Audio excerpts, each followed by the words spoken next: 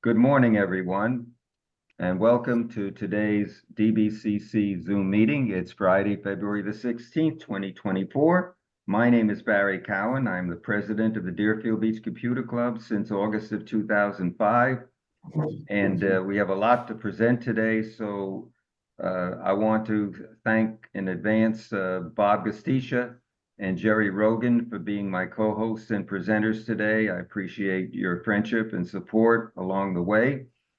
We are still collecting donations. I don't want to say anything on the air, but you know how to reach me if you're interested, and we'll take it from there. A lot to present today. Bob has a lot of videos, but he has to leave early, so I'm going to go right ahead. And Bob, everybody knows you, so start sharing your screen and let's move on. Thank you. Okay. And the first one is navigating the 2024 cybersecurity landscape.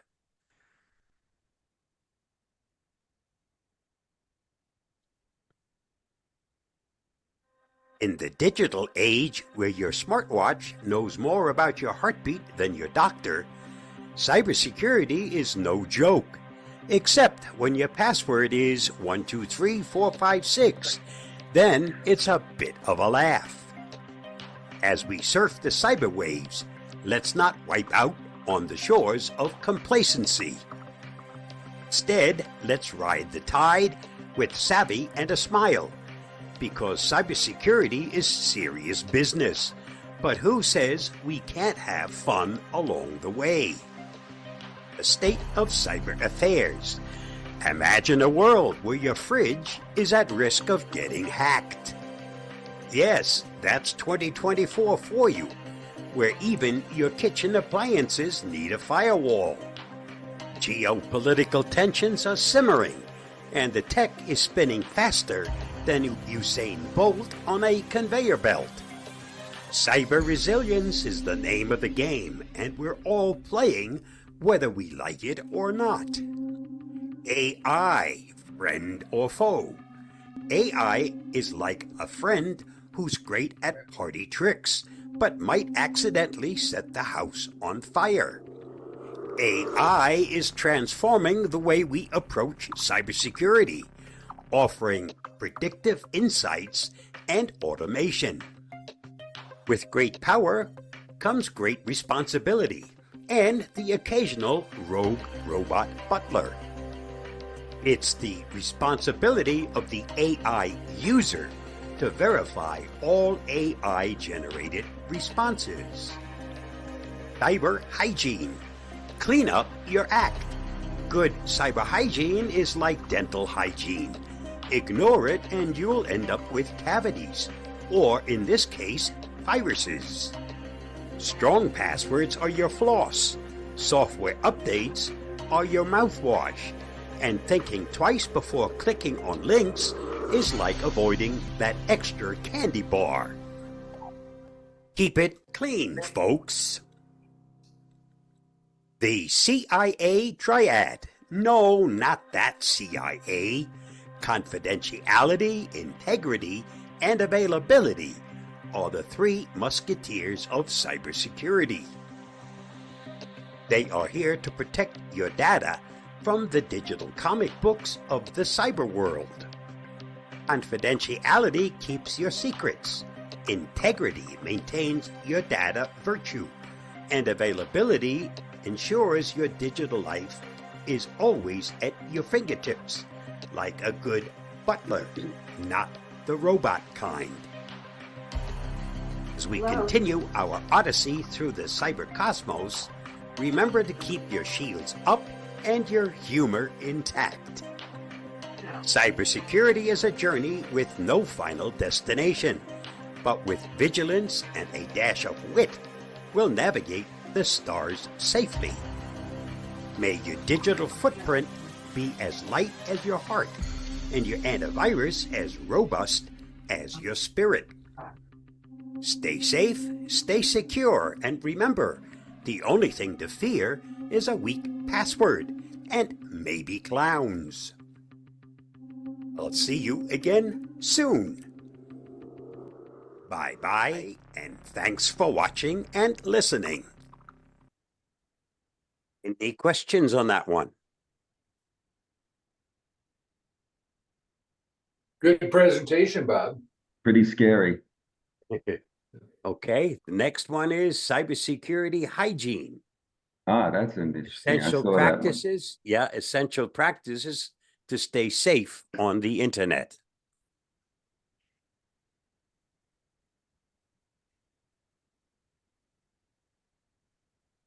It seems like we can't go a day without news of a data breach or hacking attempt.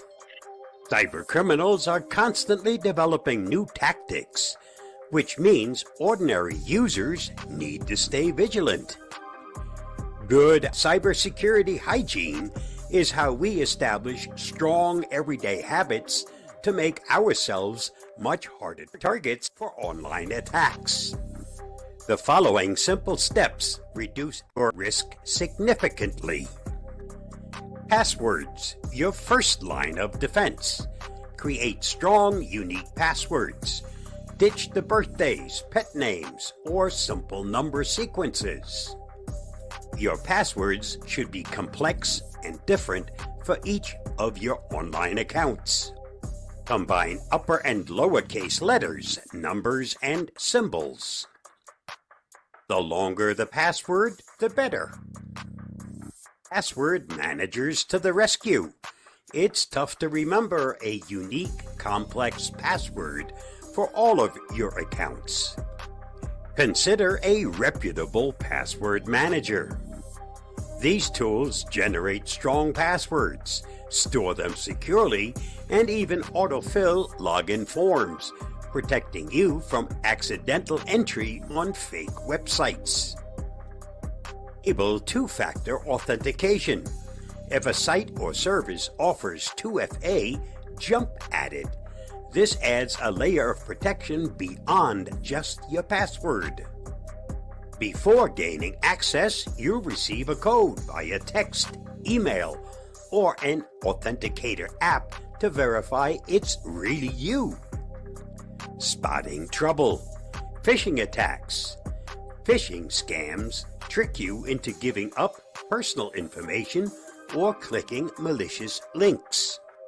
They often come disguised as emails or texts from banks, streaming services, or social media platforms. Slow down and scrutinize. Phishing messages often have a sense of urgency designed to rush you. Take a moment to analyze the sender's email address. Does it look slightly off? And hover over links without clicking to see if the destination looks strange. Check for errors, typos, grammar mistakes, and odd greetings, like "Dear Valued Customer," are big phishing red flags. When in doubt, go direct. Instead of clicking the link in a suspicious message, navigate to the company's website by typing the address yourself or via a saved bookmark. Log in and see if they have alerts or messages for you there. The importance of software updates. Updates aren't just about fancy new features. They often patch critical security holes. Turn on automatic updates. For your operating system, Windows or Mac, smartphones, or major apps, enable automatic updates whenever possible. This means security patches get installed behind the scenes, effortlessly. Don't ignore those nags. When update notifications pop up, don't keep hitting "Remind me later." Install them as soon as practically possible. Here are some bonus tips for increased cyber wellness. Be cautious on public Wi-Fi. Public Wi-Fi found in coffee shops, airports, or hotels are often unsecured. Avoid handling sensitive data like online banking, while connected to these networks. Consider using a VPN for encryption if you need to use public Wi-Fi frequently. Back up your data. Ransomware, hardware failure, or simple accidents can lead to lost data. Back up your essential files using a cloud service or an external hard drive. Think before you post. Oversharing on social media can potentially aid scammers. Limit the personal details you make public and review privacy settings on your accounts. Cybersecurity hygiene doesn't need to be complicated or overwhelming. By incorporating the habits shared in this video into your digital life, you significantly reduce your risk of falling victim to cyber attacks. Stay safe. Any questions? I would say that one of the dangers is plugging your phone in to charge it at the airport. Don't ever do that. Don't use those outlets. They could be loaded with malware and spyware and could transfer right into your phone. So don't do it. Is that accurate, Bob? That's correct. Carry your own power with you. Those things aren't expensive, and they can charge your devices more than once, usually. And you know they're not going to hack you because they're your own equipment. Number 3, tax season is here, and so are the cyber crooks. Here's some advice so you can go ahead and file those taxes with confidence.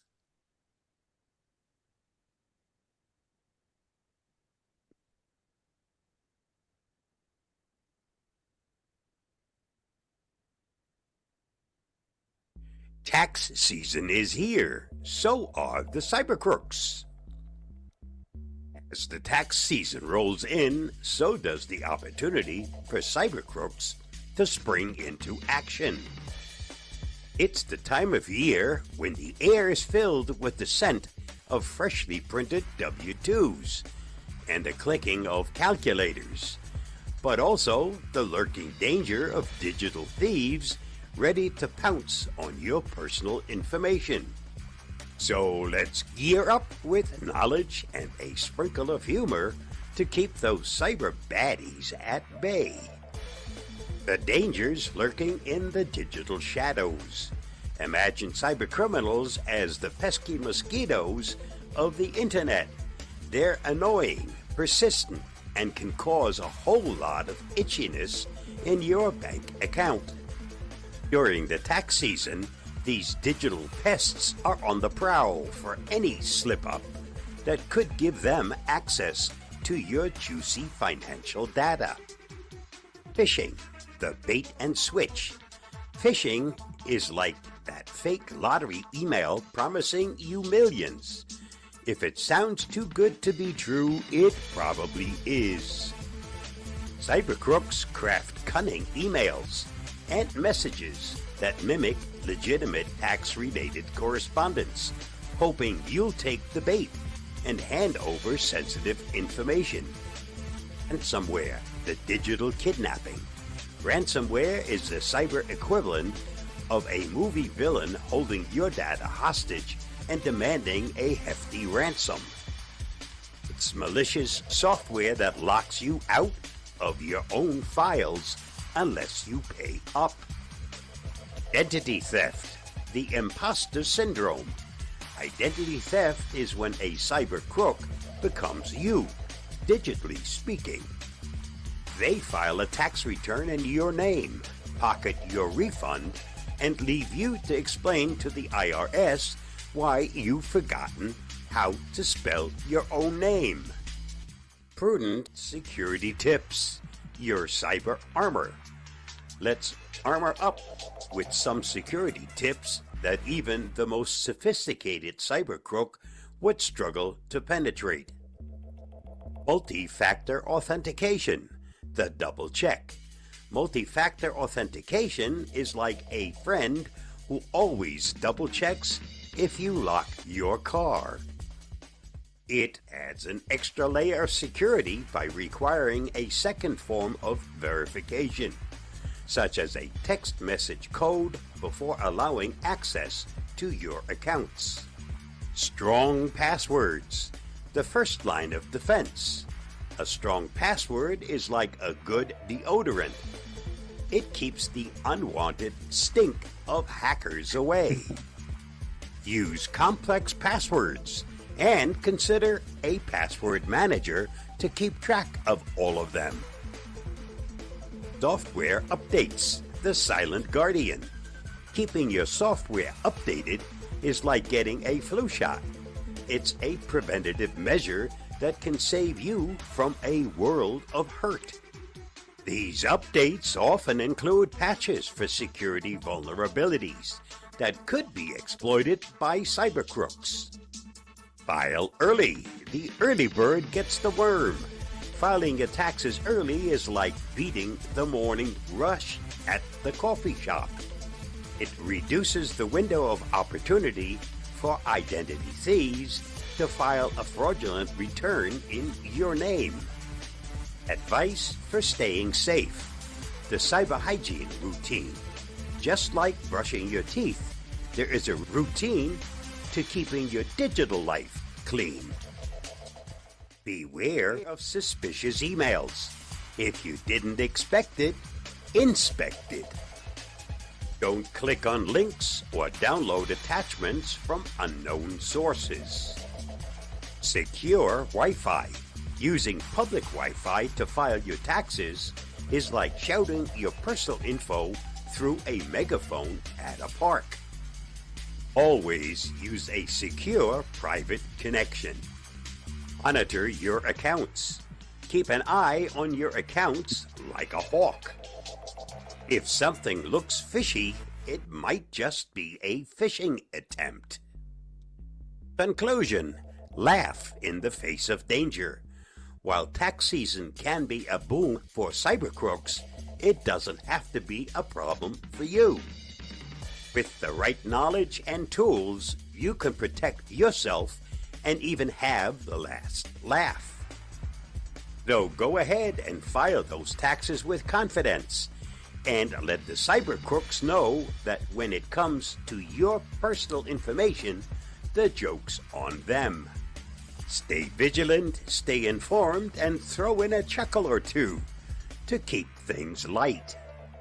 Laughter is the best medicine, especially when it comes to dealing with the headaches of tax season security.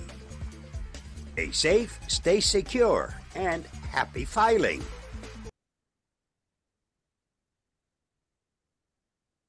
Questions or comments? I'm sure some of you have some. No? Okay. As long as you take in the information, that's the important part. Next Okay. is phishing emails. Don't get hooked.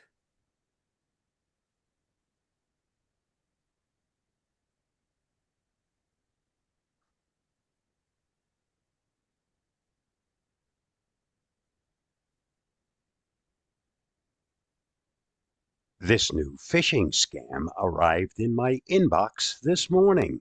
It looks innocent enough. Get instant access to your 3 credit scores. Couple of things to watch out for and learn. Number 1, I didn't ask for it. And number 2, this doesn't look right. Confirmation, receipt, KBURR. What the heck is that? Next thing to look at is where it's coming from. And that's certainly not free credit score. And up on top, there's a link. It says your 2024 TransUnion, Equifax, and Experian credit scores. There's some place to click. But if you hover your mouse over that link and then look down to the bottom left, look at that web address this takes you to. That's not Experian. Again, this is also a link. Takes you that same erroneous web address. Everything on here, as soon as you hover your mouse over it, the bottom left will show you the address that this goes to. That certainly doesn't lead you to freecreditscore.com. Big sign here says click here to start. Again, not a website I would ever visit.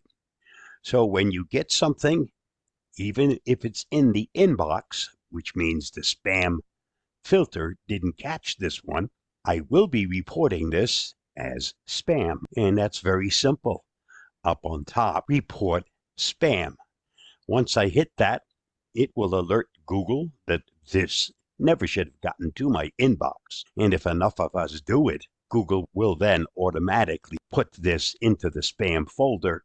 It will never get to your inbox. So after you've determined this is not something that ever should have come to you in the first place, and you're smart enough not to fall for it, report it as spam, which is what I'll do right now. That's the end of that one. Stay safe, stay secure. I hope that helps. Bob, we have a question from Mike Reeves about Malwarebytes. Do you recommend that, either the free version to use or the premium? Your antivirus program pretty much does the same thing. It not only checks for unwanted programs, but also checks for actual malware. So Okay. I personally don't. I have the program. I have a license for it. I don't use it because it's never caught anything that hasn't already been stopped by my antivirus program. Okay, Irving, you have your hand raised? Yes, I do. Interestingly enough, it seems to me like these guys are also now switching to mail, because I received a letter from an outfit I've never had anything to do with. Yep. And when you mentioned about TransUnion, that's the first thing they did. They said, "We'll protect you. We're sorry." And go to TransUnion, and they give all sorts of addresses to go to and codes and what have you. So it's not exclusively on the web. Now there's, to me, it strikes me they're going to the regular mail system as well. The more opportunities they make aware to themselves or make themselves aware to, the bigger the chances are that somebody is going to bite, and somebody is going to send them some money or send them some data that they can sell. All about money. They don't care how they get it, but they will eventually. And with AI, unfortunately, AI can be used for good or for bad. I use it to produce videos, to do all kinds of things. I, of course, always double check. I don't just simply say, okay, do this for me and then put it out there. That's not how it works. AI is to be used as a tool. And as I said, unfortunately, you can use it for good or for bad. Last but not least, the dark web explained. So let's find out what the dark web is all about.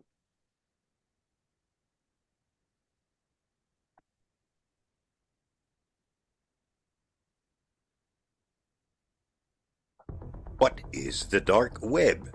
The dark web refers to a hidden segment on the internet that is not indexed by conventional search engines and is accessible only through specialized software like Tor, which stands for the Onion Router. It is part of the larger deep web, which includes all web pages not indexed by search engines. The composition of the dark web. The dark web is comprised of various services and websites that offer anonymity to users and operators. This part of the internet uses a complex system of relays and concealed users' locations and usage from anyone conducting network surveillance or traffic analysis. Activities on the dark web. While the dark web is often associated with illegal activities, such as the sale of drugs, weapons, and stolen data, it also serves legitimate purposes. Journalists, whistleblowers, and activists use it to communicate securely and anonymously in environments where they may face persecution or censorship. How to access the dark web safely. Accessing the dark web requires caution and the use of specific tools designed to protect your identity and data. Number 1. Tor browser. The primary gateway to the dark web is the Tor browser, which anonymizes your web traffic using the Tor network. Number 2. VPN. For additional security, using a VPN in conjunction with the Tor browser can help further mask your internet activity. Number 3. Security software. Ensure your device is protected with robust security software to defend against potential threats encountered on the dark web. Number 4. Behavioral precautions. Be mindful of your actions on the dark web. Avoid sharing personal information, clicking on suspicious links, or engaging in illegal activities. Risks and precautions. The dark web poses several risks due to its nature and the type of content it harbors. Number 1. Illegal content. Engaging in illegal content can lead to serious legal consequences. Number 2. Malware. The dark web is rife with malware that can infect unprotected devices. Number 3. Scams. Due to the lack of regulations, scams are common. Users must be vigilant to avoid falling victim to fraudulent schemes. Number 4. Privacy. While the dark web offers privacy, it's not infallible. Advanced adversaries could potentially compromise anonymity. Staying safe. To stay safe on the dark web, follow these guidelines. Number 1. Use trusted sources. Stick to known and trusted sites to reduce the risk of encountering malicious content. Number 2. Keep software updated. Regularly updating your Tor browser and security software to protect against new vulnerabilities. Number 3. Limit sensitive transactions. Avoid conducting transactions that involve sensitive personal or financial information. Number 4. Educate yourself. Stay informed about the latest security practices and threats associated with the dark web. Conclusion. The dark web is a complex and multifaceted part of the internet. While it can be a tool for privacy and free speech, it also harbors dangers that require careful navigation by understanding its nature and adhering to strict security measures. Users can mitigate the risk and utilize the dark web responsibly. It is crucial to understand both its potential uses and inherent risks to ensure a safe experience.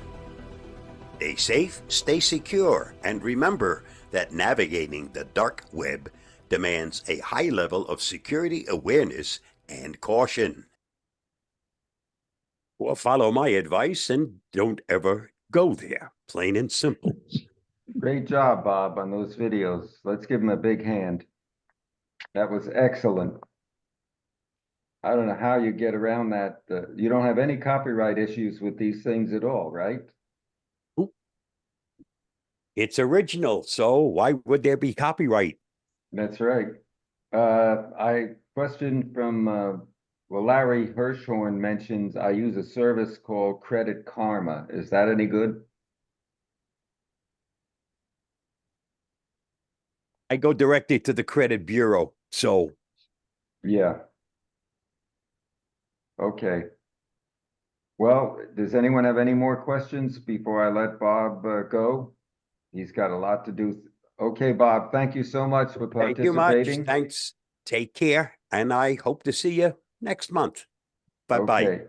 Stay well and give my best to Alice and the Will family. do. Bye-bye. Bye-bye. Okay, so that was a whole lot of stuff to take in, but it's very important because criminals are very busy these days, and the best combat against these problems is knowledge. If you know what you're doing, or take your time, get things right. Don't click on anything that doesn't look like it comes from you. They're faking a lot of voices now. We were talking about in AI. And it's just something you just got to keep aware of. Okay, our next presenter is well known to all of us. Jerry Rogan will tell us a little bit about himself, and then we're going to talk about Apple today. Okay, Jerry, take it away. All right, thank you, Barry. Not much about myself. You guys know I'm in the Phoenix area, and Barry likes to get me out of bed early, so here I am. For the last month or so, Apple has really been touting their Vision Pro. I think we've all heard enough about it that we know about it. It's the big set of goggles that fits over your face and so forth. Well, it's been out.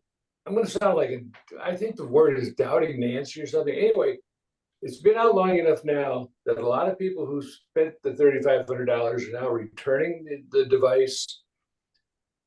Those of us in our age bracket, anyway, or what most of us look like, if you use the Vision Pro, you have to order, and you wear glasses, you have to order custom prescription lens that goes in there so you can see, because you can't wear your glasses.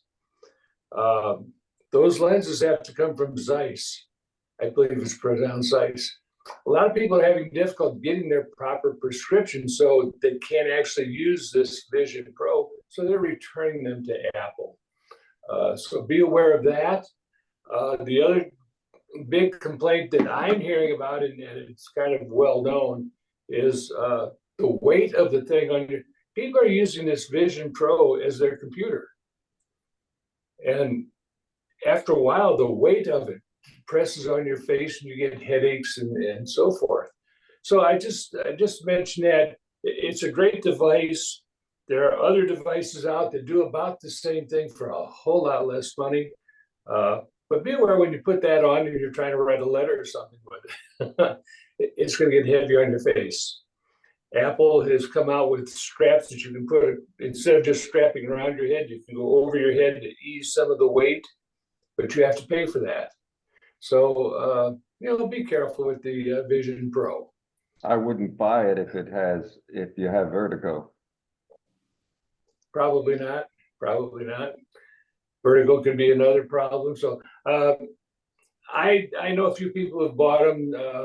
About half of them have returned it. The other half seem very pleased with it. So the other half, though, is also a younger generation who they don't mind their wife or partner sitting in the easy chair next to them while they got this thing on and they're doing their own thing.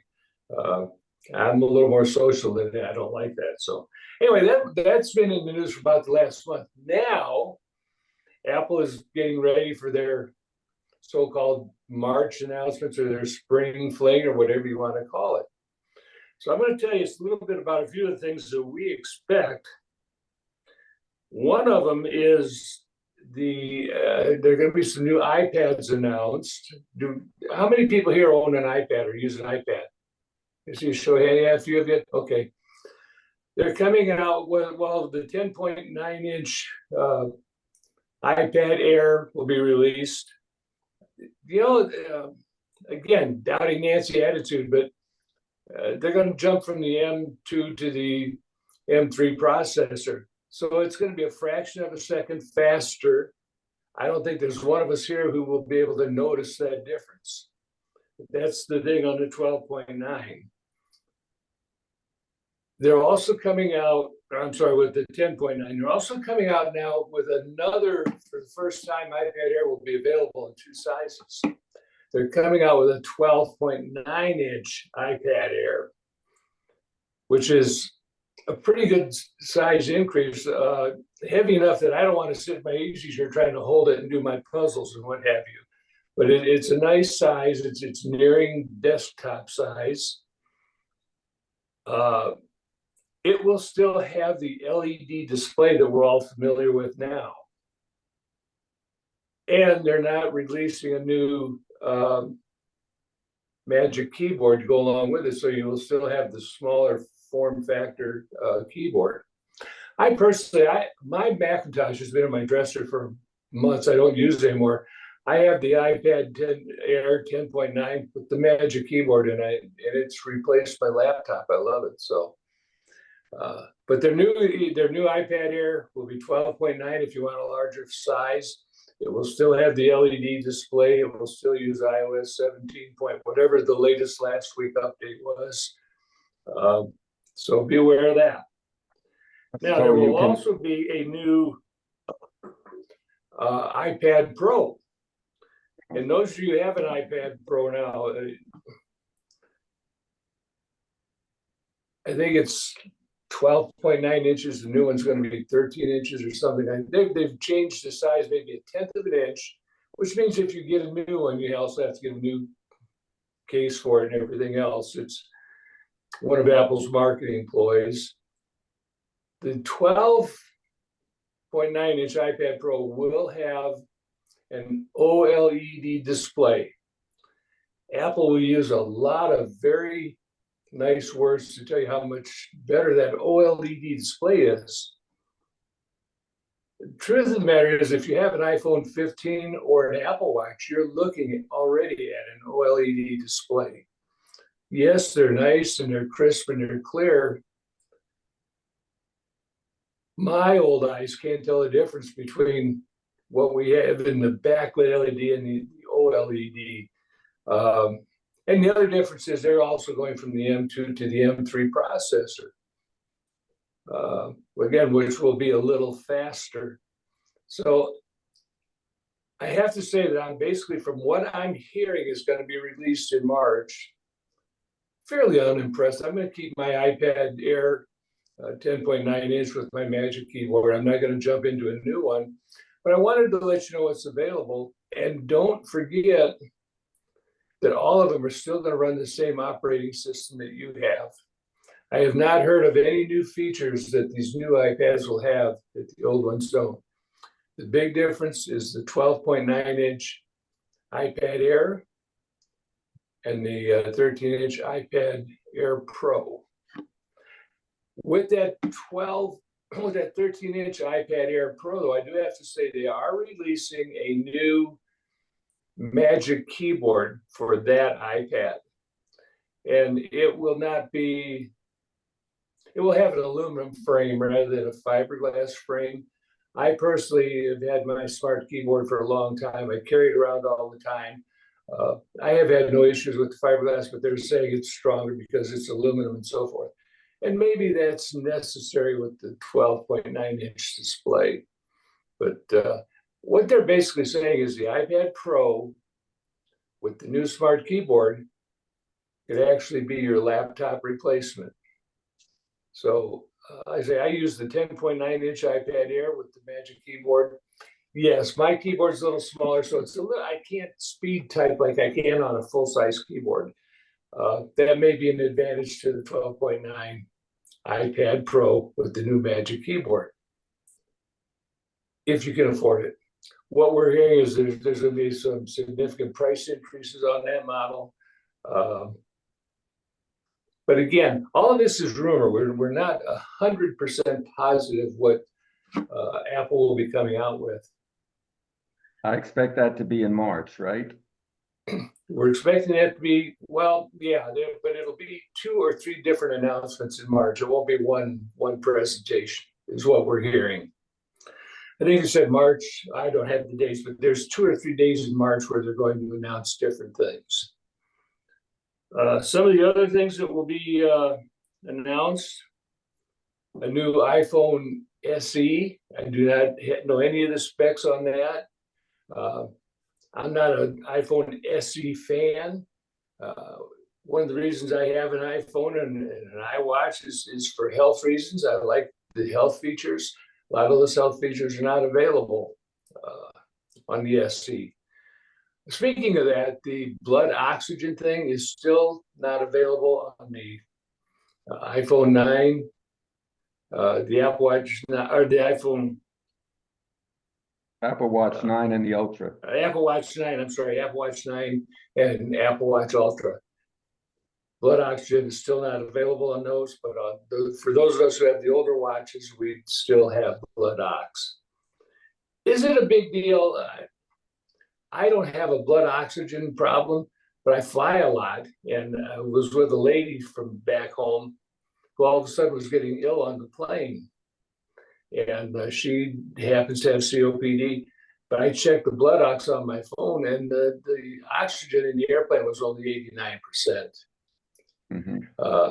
That's what made her sick. They put an oxygen mask on her, and all of a sudden she recovered and was fine. You can buy one of those portable devices that you just carry with you. You could pulse Absolutely. oximeter. They're called pulse oximeters. Exactly. And I've got one of them, and it's back home in Iowa in the closet because I learned to rely on my phone. But anyway, so that's what's new there. The iPhone SE, I'm not sure what the new one will have. The only thing I'm fairly sure of is they're going to make it available in a different color. I do know people who upgrade their phones because they like the new color. I think they must be independently wealthy or something because I pass on all of that. So, so anyway, so that'll be coming out. There will also be, let me take a quick look here. Do you have any slides to present or anything like that today? I don't, I'm sorry, because Okay. this is all rumor. We really don't know what's coming. Okay. These are rumors from 9 to 5 Mac and from Bloomberg and some of them now. I understand the factories are geared up and producing now the iPad Pro 12.9 inch with the OLED display. The only new iPad that will have the OLED display is the Pro model. The other models will still continue to have the LED display. They're also probably going to announce, they're going to have a special announcement in March on services. They're going to talk about the subscription services that they now offer, trying to get everybody to subscribe to that. So they're going to come out with a new mini iPad. Somebody's got background in there. About the claims out of Stanford in Michigan. Yeah, so we know very little about that. I know Barry and I talked a little bit. I read Mac Rumors, I read 9 to 5 Mac, I read Apple Insider. All of them are reporting these things that I told you about, but they're all rumored. Because it gives you a new reality. Truth of the matter is, whether you get a brand new iPad Pro with OLED display or you get a new iPad Air, you're still going to be operating off of iOS 17. So they shouldn't do much more than what you're already doing. Unless... Jerry, I'm hearing some background. With somebody, please turn off your background TV or whatever it is. I can see why. And so now apparently people are taking. You hear that? $100 a piece. I mean, I do hear it. I'm trying to mute it to find out who it is. Yeah, I'm going to mute It's that. gone. There You you just go. I got muted it. Okay. So again, next month I can tell you a lot more, but right now all of this is just conjectured, rumor. I'm not going to go out and spend $1,000 for a new this or that or the other if it's going to have the same operating system. It may, if the M3 processor has something new that they can do with the new iPads that we can't do with the old ones, we're not aware of it yet. They've not made any announcements of new features. Only new sizes. What would you recommend as sites to go to get the latest Apple information? I use Apple Insider a lot, you know, if online. I use Apple Insider. I use Mac Rumors. I think that's what, and I use 9 to 5 Mac. It's number 9, the word 2, and then number 5 Mac. They've got good information on what's coming and what's out and what's happening in the kind of in the background. And because I'm a on the Speakers Bureau for APCUG, I get some information from Apple that unfortunately you're not available to get.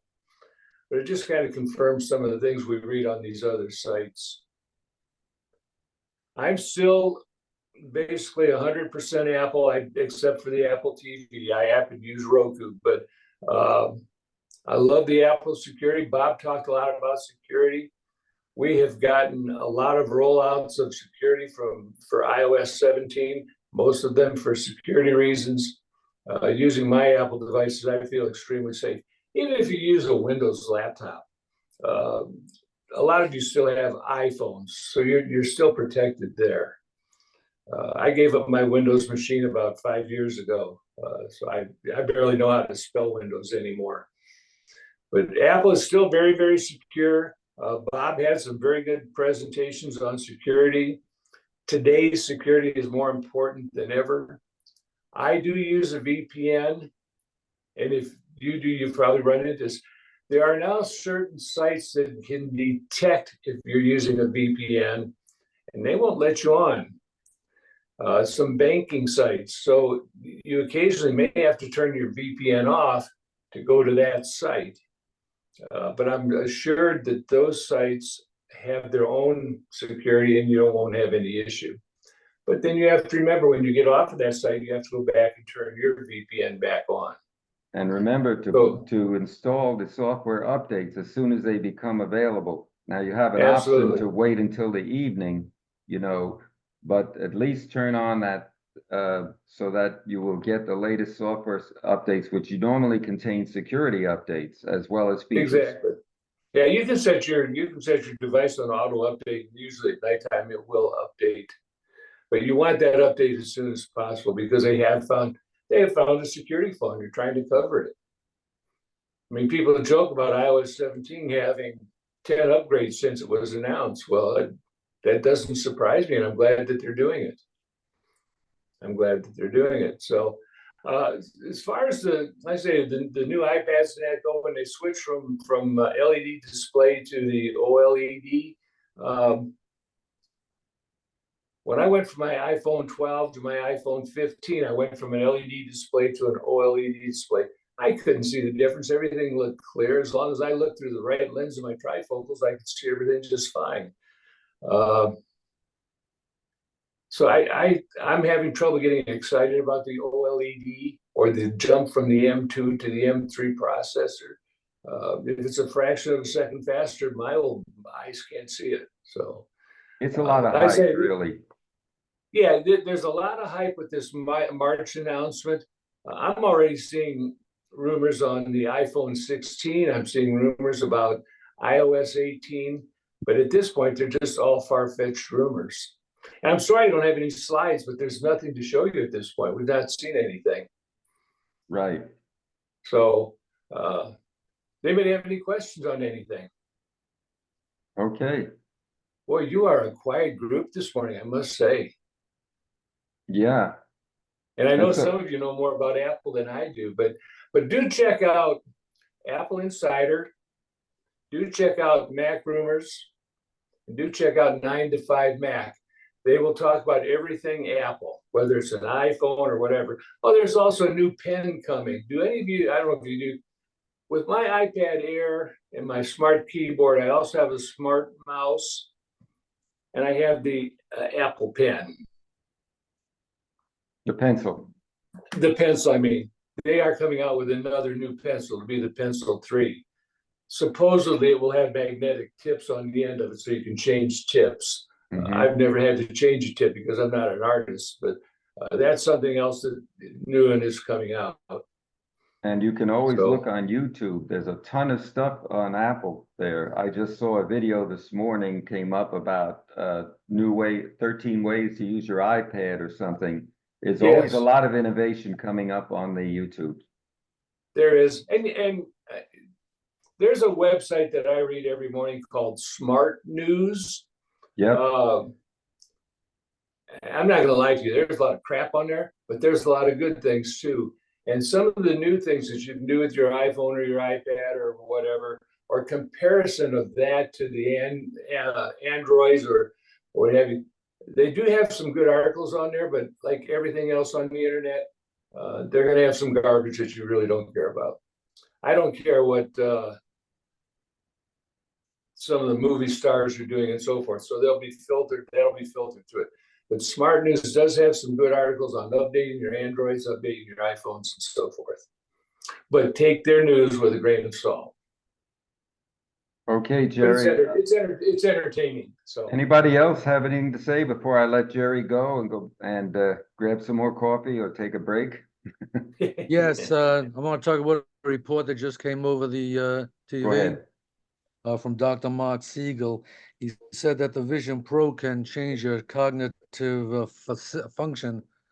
If you look at it for too long, you'll think that the stuff in front of you is something that you've already witnessed and so Mhm. forth. And it can change the way you think. And sometimes when you take it off, you're in a different state of mind. So that's something to be aware of. You're bumping into Absolutely. things. Yeah, the I'll be Vision honest Pro. with you, I've used these things. They're tremendous if you want to put it on during a workout, if you can keep it tight on your face, where you're swinging a baseball bat or a golf club or you're boxing. It's great for a physical workout for 15 minutes, but then take it off. It's, everything you've seen where you're fighting Muhammad Ali or something and you're actually boxing, getting that workout in. But take it off when you're done. Don't wear it all day long. And unfortunately, some of the younger people are wearing these things 6 to 8 hours a day. I can't even imagine what that would do to your mind and so forth. I have just seen a rumor here that says Apple's iPhone SE4 is rumored to launch early in 2025. Okay. That's on Apple Insider site. And yeah, Spring Apple, if you go to Apple Insider, it will tell you what to expect, as Jerry mentioned, from the Spring Apple event. And everybody's getting into the slashing prices on the older, models, Target Yeah, it's a good and Best it's a good Buy. time to buy an older model. Yep. And they work It just really as well. is. I don't see why. Even refurbished models are good. People have a lot of dissing about that. Yes, I happen to wear an Apple Watch Series 7. Sue, my partner, has an Apple Watch Series 8. The only difference is she has crash detection on her watch. I'm Mhm. not going to pay $200 or $300 just to upgrade to have crash detection. I'll probably keep my Apple Watch 7 until Apple comes out with blood glucose testing on the watch. And I have to be honest with you, I have seen that work. Apple's got it working. They're waiting for FDA approval. But then you can put on your watch, and instead of sticking your finger, you can just hit a button on your watch and get your blood glucose. When they come out with that is when I will update to a new watch. How much can you want a watch to do for you, So it's like the iPad. How much more can the iPad do for you? So Apple keeps coming out and they change sizes or they change processors or they change the type of display, but not really giving you anything new to get excited about. So go to appleinsider.com and there's also, I think we have it under our useful links as one of our useful links. So check out that too. Jerry, thank you so much for attending. It's been very good to see you again, and stay happy and healthy and well. Yeah, I wish I had more to talk to you about, but right now everything is conjectured rumors. So Okay. anyway, good to see you all again. Nice seeing you, and we'll talk to you later. Okay, bye-bye now. Okay, Barry, bye-bye. Good job.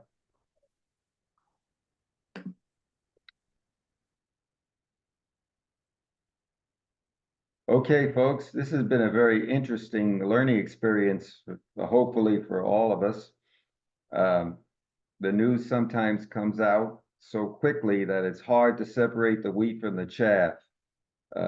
I don't believe everything I read or see, as I talked to before we began the recording, that a lot of this news is controlled by the powers that be, wherever they may be. So you have to be very careful about what you read, what you see, what you hear, and don't believe it all. Verify, like Ronald Reagan said, trust but verify.